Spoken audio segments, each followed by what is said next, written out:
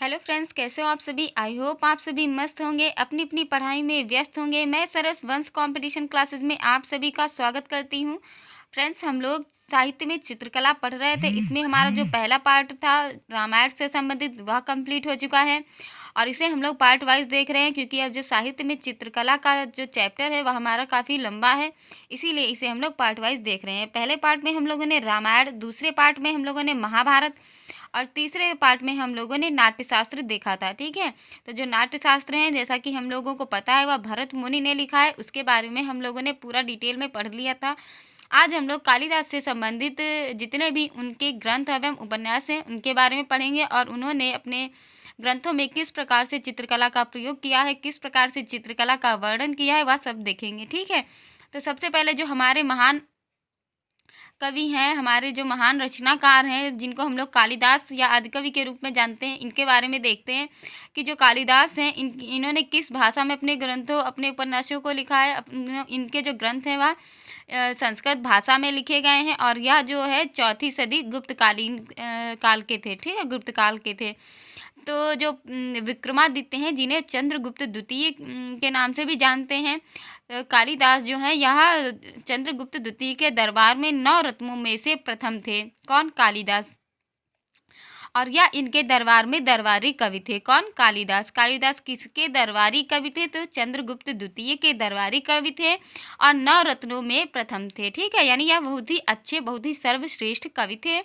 कहाँ? चंद्रगुप्त द्वितीय के शासनकाल के, और यह गुप्त काल के थे। ठीक है, और इनके काव्य ग्रंथ के बारे में अगर हम लोग देखें तो जो ऋतु संहार और मेघदूत है, यह इनके बहुत ही ज़्यादा फेमस काव्य ग्रंथ हैं।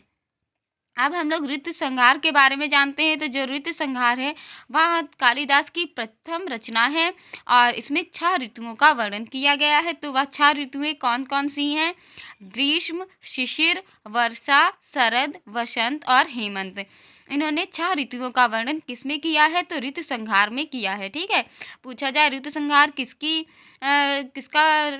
जो काव्य ग्रंथ है, तो कालिदास का काव्य ग्रंथ है। किसका काव्य ग्रंथ है? कालिदास का। या कालिदास का काव्य ग्रंथ कौन सा है? तो इसमें आप लोग बताइएगा। ऋतु संहार कालिदास का काव्य ग्रंथ है। ठीक है, अगला हमारा कौन सा काव्य ग्रंथ है? अगला हमारा जो प्रथम काव्य ग्रंथ है वह है मेघदूत और यह प्रथम खंड काव्य है। क्या है यह?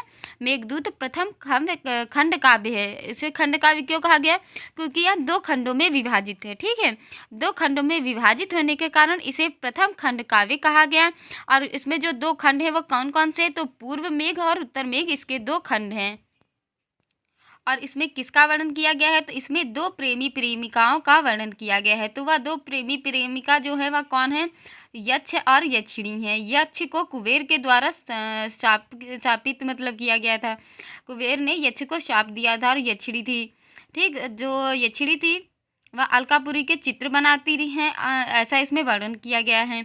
और इसमें यक्षिणी बादलों से यक्ष को संदेश भेज रही हैं। ठीक है, इसमें क्या बताया गया है कि जो यक्षिणी है वह चित्र बनाती हैं अलकापुरी के और बादलों से यक्ष को संदेश भेज रही हैं। तो जो प्रेमी प्रेमिका अपना दुख कम करने के लिए देवी देवताओं के चित्र बनाते हैं। ये 2 जो प्रेमी प्रेमिका हैं, ये अपना दुख व्यक्त करने के लिए किसका चित्र बनाते हैं? देवी देवताओं का चित्र बनाते हैं।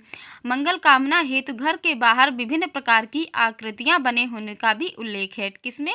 मेघदूत में। फिर इनका तीसरा ग्रंथ है वह है कुमार संभव।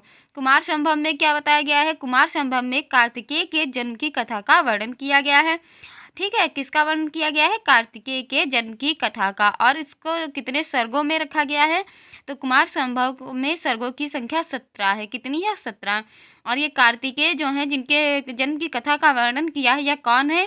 तो यह कार्तिकेय जो है वह शिव पार्वती जी के पुत्र हैं और गणेश जी के बड़े भाई हैं। ठीक है, हमारा अगला जो महाकाव्य है, जिसे सर्वश्रेष्ठ महाकाव्य कहते हैं, वह कौन सा है? रघुवंशम। रघुवंशम किसके द्वारा लिखा गया सर्वश्रेष्ठ महाकाव्य है? तो कालिदास के द्वारा लिखा गया सर्वश्रेष्ठ महाकाव्य है। और रघुवंशम में जो सर्ग है, इनकी संख्या कितनी है? तो रघुवंशम में सर्ग की संख्या 19 है। पूछा जाए रघुवंशम किसके द्वारा लिखा गया है? तो यह कालिदास के द्वारा लिखा गया है। और इसमें सर्गों की संख्या कितनी है? तो 19 है। पूछा जाए इसमें किसका चित्रण किया गया है, तो जो इसमें 40 इक्ष्वाकु वंशीय शासक हैं उनके चरित्र चित्रण किया गया है, जिसमें रामचंद्र का विशेष वर्णन किया गया है। ठीक है, किसका विशेष वर्णन किया गया है? रघुवंशम में रामचंद्र का विशेष वर्णन किया गया है। अयोध्या नगरी का वर्णन करते हुए यहाँ के प्रासाद की भित्तियों पर चित्रकारी का वर्णन किया गया है। मतलब रघुवंशम में किसका वर्णन किया गया है? अयोध्या नगरी का।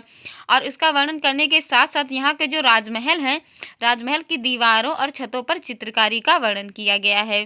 प्रासाद का अर्थ क्या होता है? प्रासाद का अर्थ होता है राजमहल। ठीक है, अगला जो पॉइंट है वह है कि हाथियों को जल क्रीड़ा करते हुए चित्रित किया गया है। इसमें और क्या बताया गया है? रघुवंशम में जो हाथी हैं इनको जल क्रीड़ा करते हुए चित्रित किया गया है, यानी कि जो हाथी हैं इनको कैसे चित्रित किया गया है? जल में खेलते हुए इनको दिखाया गया है।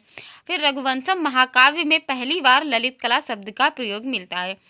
किसमें पहली बार ललित कला का प्रयोग मिलता है? तो ललित कला का सर्वप्रथम प्रयोग रघुवंशम महाकाव्य में मिलता है। ठीक है, या अगर पूछा जाए कि रघुवंशम महाकाव्य में सबसे पहले किस कला शब्द का प्रयोग मिलता है, तो रघुवंशम में पहली बार ललित कला शब्द का प्रयोग मिलता है।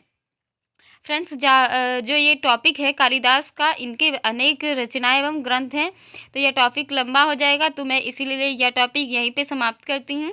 और अगले टॉपिक में हम लोग मालविका का अग्निमित्रम के बारे में पढ़ेंगे। यह भी कालिदास का जो नाटक है, तो इसके बारे में हम लोग कल डीपली डिस्कस करेंगे। ठीक है, थैंक यू फ्रेंड्स।